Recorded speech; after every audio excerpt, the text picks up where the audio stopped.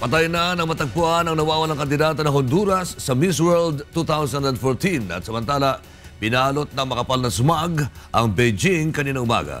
Yan at iba pa balitang abroad sa ulat ni Mirasol Abogadil. Sa Honduras, natagpo ang patay ang Honduran beauty queen na si Maria Jose Alvarado at ang kapatid nito ilang araw matapos mapaulat na nawawala. Si Alvarado sana ang kakatawan sa Honduras sa Miss World 2014 na gaganapin sa London sa Disyembre. Ayon sa mga otoridad, natagpuan ang bangkay ng magkapatid na nakalibing sa gilid ng ilog sa Sabra Barbara, Tegucigalpa. Kasamang na-recover sa lugar ang murder weapon at ang sasakyang ginamit ng mga sospek sa krimen.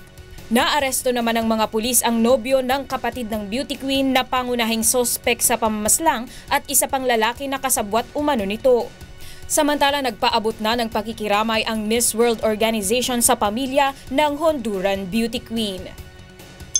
Sa China, binalot ng makapal na smog ang Beijing kaninang umaga, isang linggo matapos na alisin ng pamahalaan ang air pollution control measures na ipinatupad noong Asia-Pacific Economic Cooperation o APEC Summit. Bunsod nito, inalerto na ng mga weather forecaster ang publiko dahil sa inaasahang pagtaas ng antas ng maruming hangin. Pinapayuhan na rin ang publiko na mag-ingat at iwasan ang mamalagi sa labas kung hindi naman kinakailangan.